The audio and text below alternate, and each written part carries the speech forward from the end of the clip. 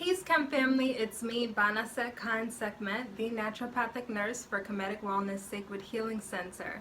I want to welcome you all back to my channel. Hey to the new subbies. If you're enjoying the channel and you like videos on health, wellness, African spirituality, go ahead and click the subscribe button, and also give me a like if you enjoy this video, and share this on your social media platforms to help this channel grow. My first goal, or rather I would say my next goal for this channel, is to hit 500 subscribers, and I would like to do that by my birthday, September 4th. So if you could help me out by subscribing and also sharing the videos, and so it would give me a chance to be able to make more videos like this one, I would really appreciate it. So today I'm going to be talking about how to develop your intuition. Intuition is something that everybody has, but for women in particular, your intuition is like your seat of intelligence. It's your seat of power. A lot of times we'll find ourselves in situations and we're like, how did I not see that coming? I wish I had a sign before. I wish I could just read people. I know I have felt that many times. Like, I wish there was some type of sign that I would be able to see who are the people who are going to mess me over in my life, who are the people who are going to be good to me, you know. And you do actually have a sign, and it's called your intuition. Your intuition gives you information all the time, and a lot of the times it's on a subconscious level, but you get hints and clues that come to the surface, and you'll get them more and more often if you pay attention. So my first tip, actually, and these are in no particular order, my first tip is, when you get signs from your intuition, to listen to them. When you listen to your intuition, you actually make it stronger. When you don't listen to your intuition, when you ignore the signs and the messages that you get, you make your intuition weaker. Actually, it's not that you make it weaker, it's that you make your ability to hear it weaker. Your ability to hear these messages becomes weaker and you become confused. I like to call the intuition your GPS, your girl power system, okay? That's a phrase that I came up with just spontaneously with a friend, and I'm going to show you a clip of that. Pause. Me and my sis, we have leveled up. You know, we went and practiced the dance, the womb yoga dance for for Saturday's class, and just really been rehearsing everything. But we also just kind of got I'm not lost, because we're never lost, but we're trying to find the exit from whence we came. And I was just saying, like, we enter into this life, you know, and we're gonna exit out the same way. So as we were trying to find the exit, let's enjoy the journey. And that's what we decided to do. As soon as we figured that out, our ride appeared.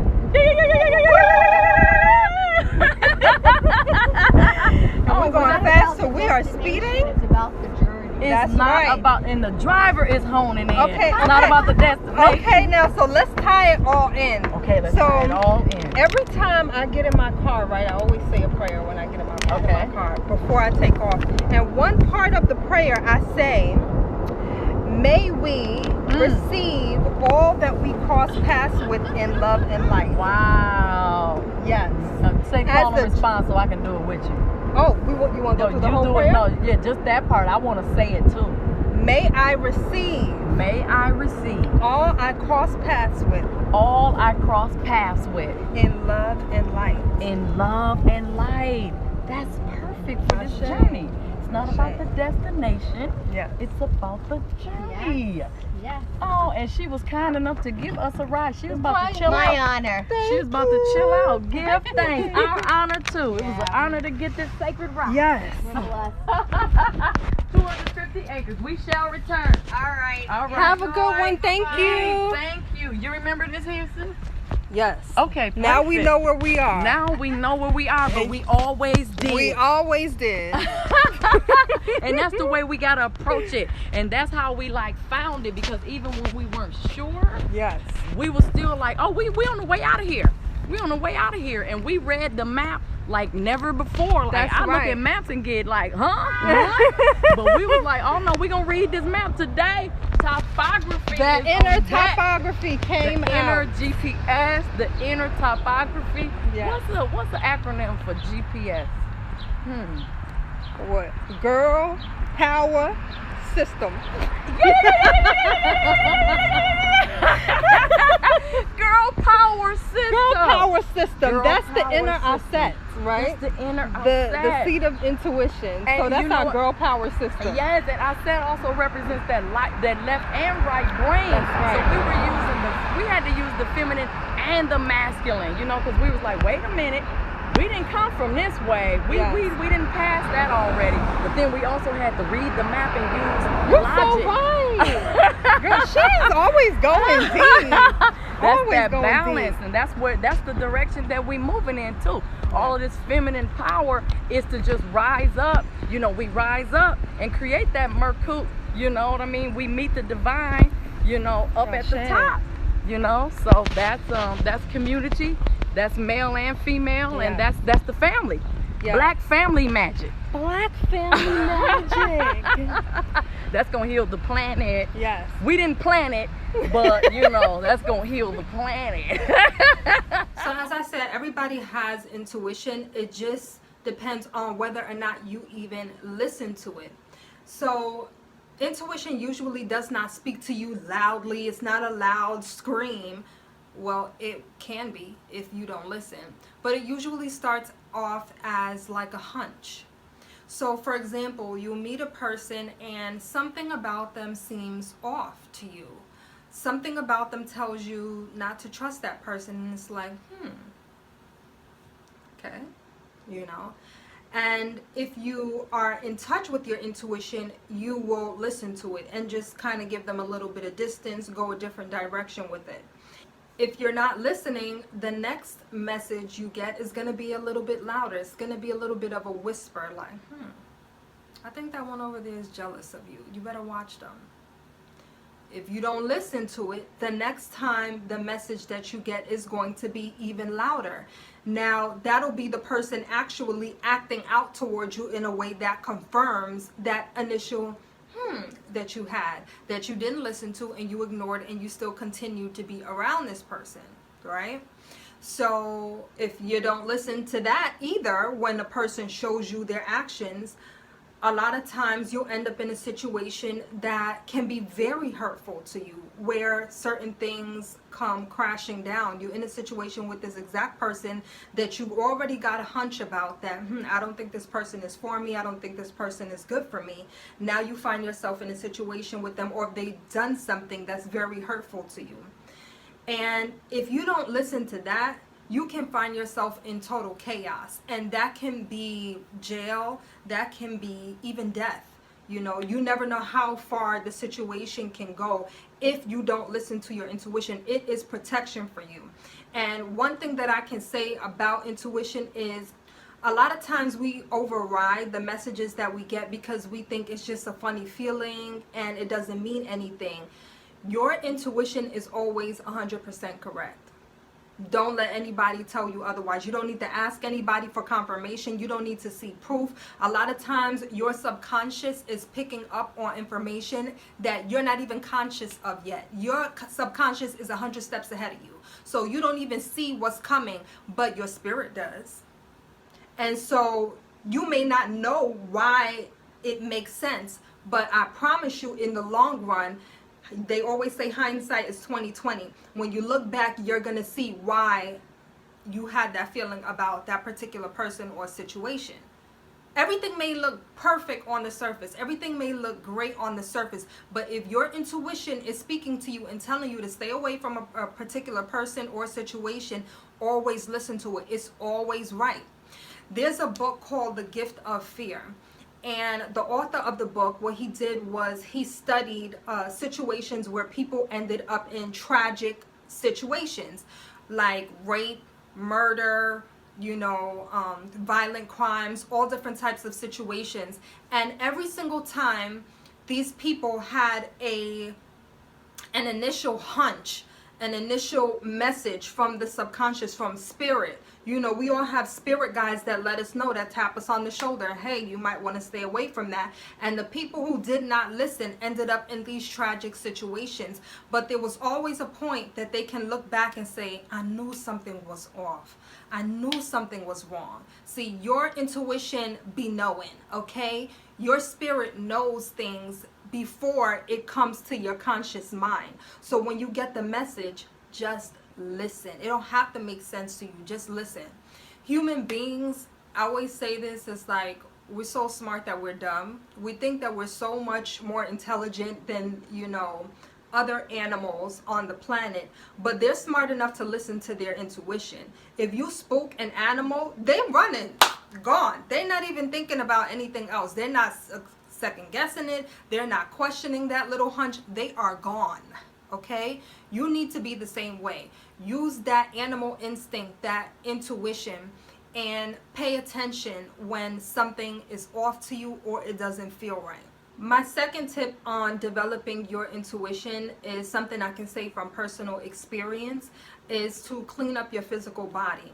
I talk about this over and over and over on my channel, and I'm not going to stop talking about it because it's that important. Clean up your diet and detox from the junk foods. When you are eating foods like this, you cannot think as clearly as you would be able to if your body was clean on the inside. You have to rid your body of the things that's weighing it down. When you have a whole bunch of toxic foods and chemicals in your body, everything becomes cloudy. You will be surprised as a nurse how many people I talk to who have absolutely no idea what's going on in their own bodies. You ask them a question about their health, they're like, I don't know. So who's supposed to know? Like, how do you not know what's going on in your own body? How do you not know your own medical history? You know, you would be surprised how many people are totally disconnected, and they're disconnected because they eat crap food, and that food clouds every single organ, especially your mind, and it helps to calcify your pineal gland, that first eye. This is your first eye. A lot of people call it the third eye, but it's your first eye because you see with your consciousness first. Take, for example, there are certain symbols out there that we see every single day in plain sight, and we don't see them. We see them, but we don't see them. So, for example, the Ankh. I know a lot of people who say, there are a lot of people who ask me about the Ankh and what it is and what it means. It's a symbol of life that was a very prominent symbol in ancient Kemet, but it originated throughout the interior of ancient Africa. So there are people who will ask me that, and they'll be like, I've never seen that symbol. The Ankh is everywhere. The Ankh is everywhere. You have seen that symbol. But for some reason, once I explain it to them, now they see it all the time. They see it all over the place. You were always seeing it, but you hadn't seen it before. You didn't recognize it. You didn't pick up on it because you didn't know what it was. So it was not in the forefront of your consciousness. I'll give you another example. Say, for example, you buy a blue Chevy. Okay, it's a particular blue Chevy. It's a beautiful blue, and you have never seen it before, right? Now, all of a sudden, after you get the car and you're driving on the street, you're like, how come everybody got my same car now? Like, I'm seeing this car all over the place. These cars have been out there. You just never paid attention to them because you didn't have it, and it wasn't in the forefront of your consciousness. This is the way it works. This is the way the pineal gland, the first eye, works. It's always picking up on information, but you may not be conscious of it. And some of the things that calcify the pineal gland are junk foods, microwave foods, synthetic chemicals, pharmaceutical medications, and drugs, recreational drugs, cocaine, crack, even sugar, and different types of narcotics. All of these drugs keep you in a state where you are somewhat disconnected. you're disconnected from your conscious mind and you're disconnected from your body. And when that happens, it becomes very, very difficult to hear the voice of your intuition, to hear spirit speaking to you. So a little story time. Speaking from my personal experience, several years ago, I was in a very abusive relationship. And I spoke about this with the video about the narcissist. I'll link it up here. One of the reasons that I was very blind to a lot of the actions of this person was because, number one, he was a very heavy weed smoker. And I smoked weed as well, but I was not a heavy smoker. But when I was with him, he would be offering it to me all the time, you know, and I'd be like, listen, you know, my lungs, it's kind of killing my lungs right now. I really don't want to deal with this. But he would be offering it to me all the time, and it kept my mind very, very cloudy. And I remember a couple of days or a week or so before the relationship ended, and it ended violently. It ended in him being physically violent with me, and I pretty much never spoke with him again after that. And I remember having a conversation with him, and in the middle of the conversation, I had one of these moments where it was like spirit just came through so strong for me. I had never had a premonition like that.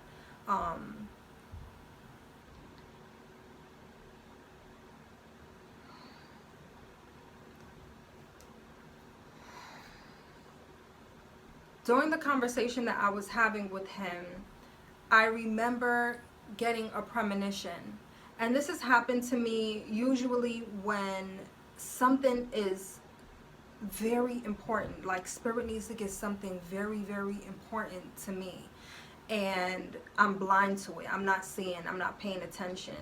And I was in the middle of a conversation with him, and it reminded me, I don't know if you've ever seen that show, That's So Raven, how, and it was about a young teenager, Raven Simone. She played this character that will go off into a vision, and she would literally stop, and then she'd be like, and then there would be this whole scene going on, and it's going on in her head. She's watching something that's happening in the future play out, but she's getting a premonition. It happened just like that. Like, we were having a conversation and spirit just came through, and I'm having this whole scene of this man being dark, abusive, using, and I came back, and I still didn't pay attention. Now, a week after that incident, our relationship ended when he broke my nose. He punched me in my face and broke my nose. It wasn't the first sign that I had that he was a person who had the propensity to be violent. There were several times early in the relationship where he would walk up on me, and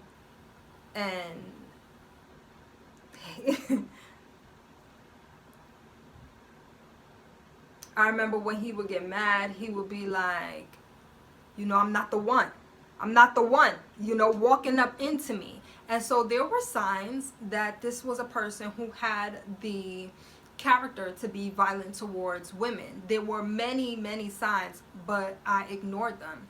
And sometimes your intuition will get that strong where it will speak to you. You will get a dream, you will get a vision, because it's something you really need to know. And when you ignore it,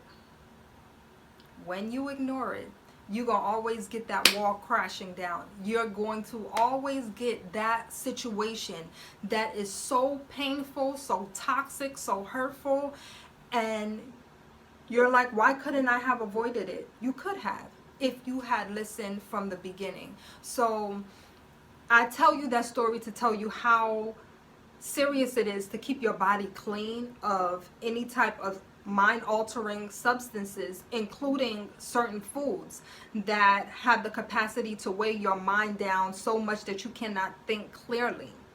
My next tip is, do not ever put yourself in situations, in friendships, in relationships, whether that is a business relationship, a family dynamic, a friendship dynamic, or a romantic relationship, don't ever put yourself in situations that do not benefit you. Some people may call that being selfish.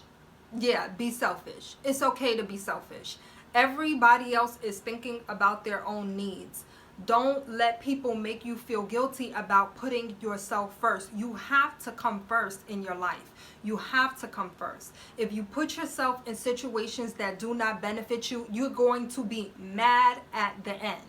You're going to be mad when you're getting the message that something is not going to work out well for you. This dynamic is not going to be good for you, and you walk into the situation anyway. You're always going to be upset. You're always going to end up losing. You're always going to end up feeling like somebody took advantage of you, because you were not benefiting from the situation to begin with, and you knew it wasn't a benefit to you. You know when you're in a situation that doesn't benefit you at all from the beginning.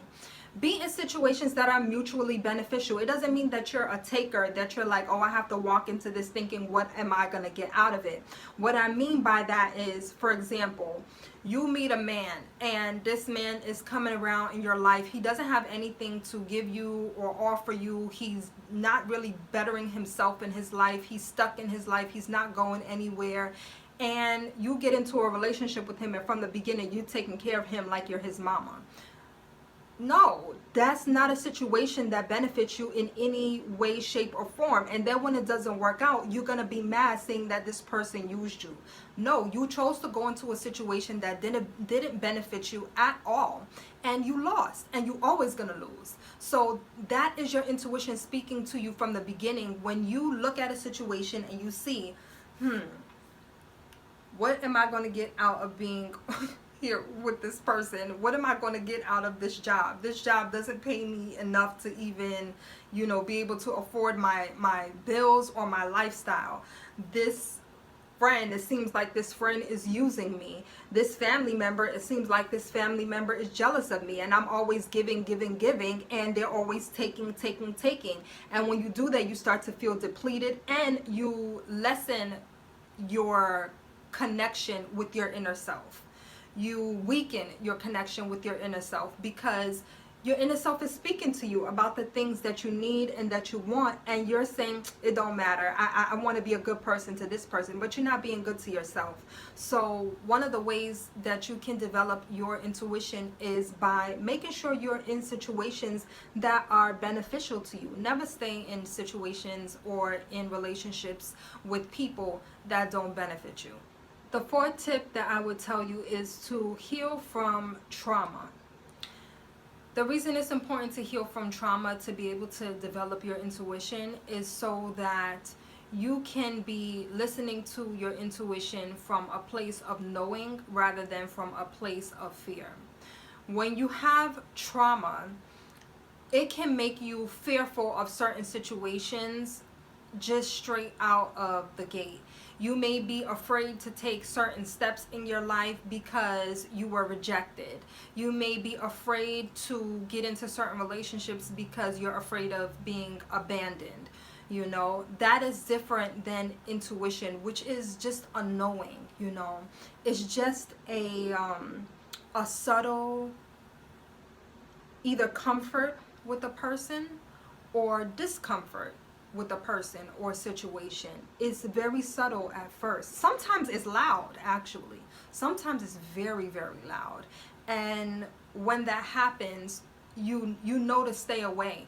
But when you don't heal from your emotional traumas, your emotions can be totally up and down, to where you cannot decipher between whether or not you're just being fearful and erratic and pushing away people, places, and opportunities that may be good for you, or if it's your intuition speaking to you. Now, one of the ways to decipher this is, if you're running away from something and you know that this is something that could benefit you, You know that this is something that could take your life in a totally different area, and you're running away because you may be afraid of success, or you're afraid of the way your life is going to change, or you're afraid of losing friends. That's fear. You understand? That's fear-based. For example, you may have gotten a job offer in another state, and you are afraid of stepping out of your comfort zone, but you know, I'm not talking about like, you know, you have a bad feeling about going to this state or this area. I'm talking about, you know, that this is something that could literally change your whole life and take you into abundance, take you into the next level of your career or your life, but you won't do it because you have all of these insecurities and fears based on your traumas. Intuition is a different feeling. Intuition is a very subtle knowing about a situation. I have, for example, a couple of years ago, I was introduced in my circles to a young lady, and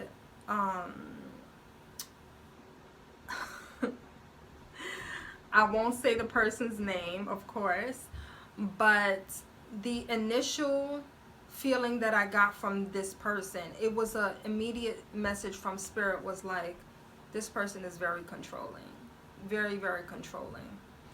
And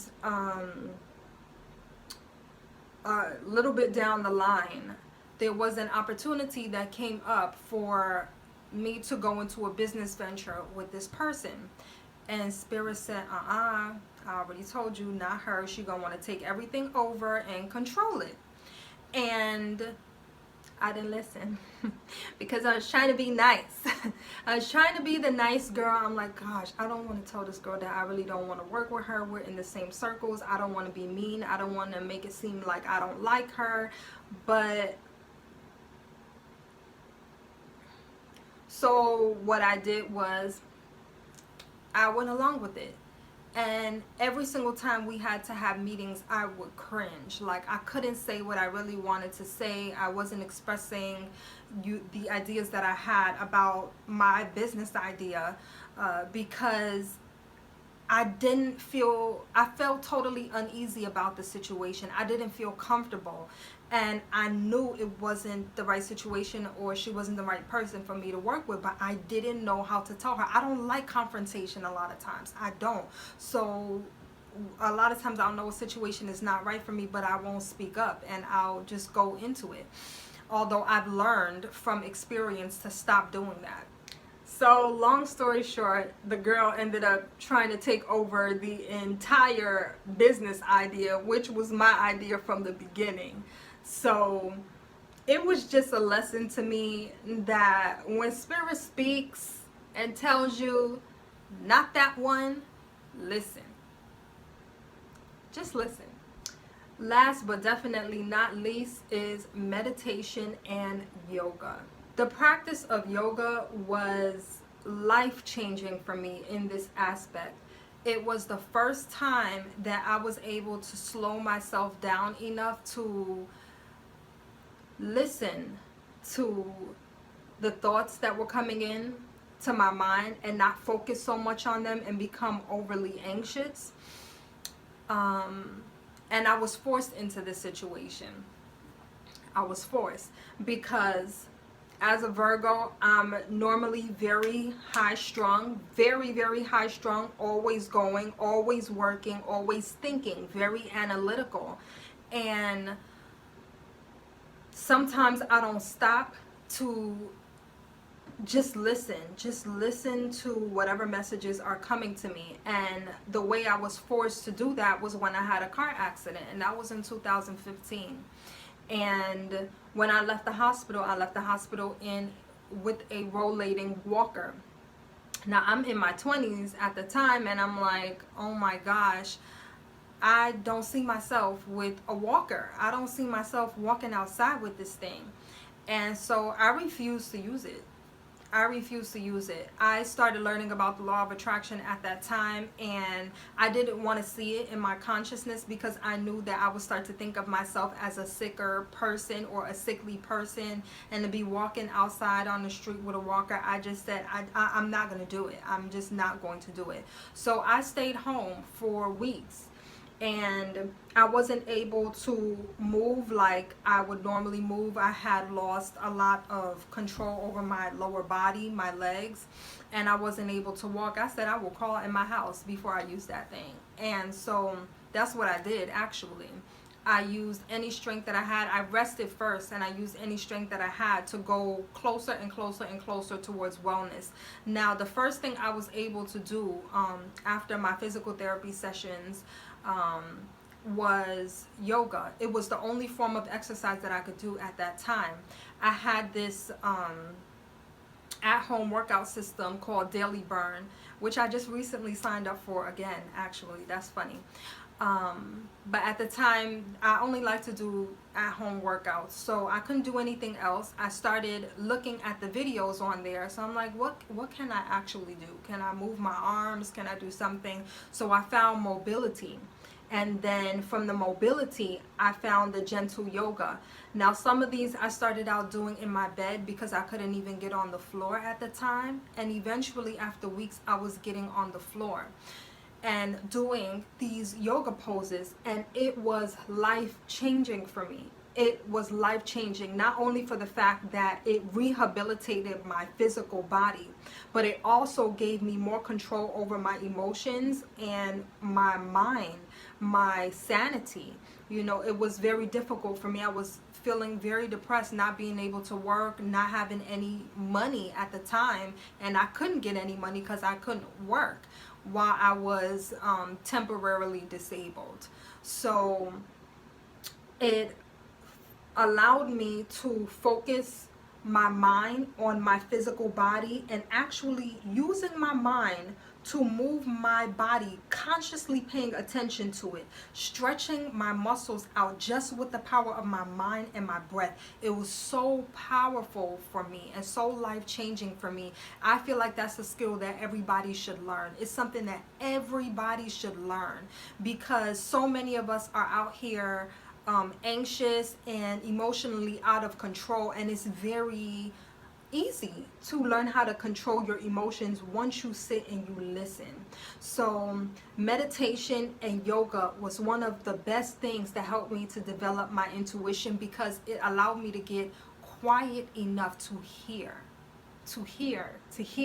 the messages that were coming through to me, to hear my intuition, to hear the things that I needed from my life, to hear why I was so upset rather than just going off. You know, somebody made me mad about something, I would just go off. Or if I was sad about something, someone hurt me, I could go into a spiral, a deep depression. And I don't have those extreme highs and lows anymore because of the fact that I was able to learn how to meditate and do yoga and really control my mind and my emotions and get deeper in touch with my intuition and further develop my intuition. So those are my tips to you all. I really hope that this video was helpful to you. If you have any questions for me, please leave them down in the comments section. If you find this video helpful, go ahead and post it on your social media. Give me a like, subscribe, share it with your friends. I love you all for supporting my channel. I really appreciate you, and I thank you, and I'll see you in the next video. Peace.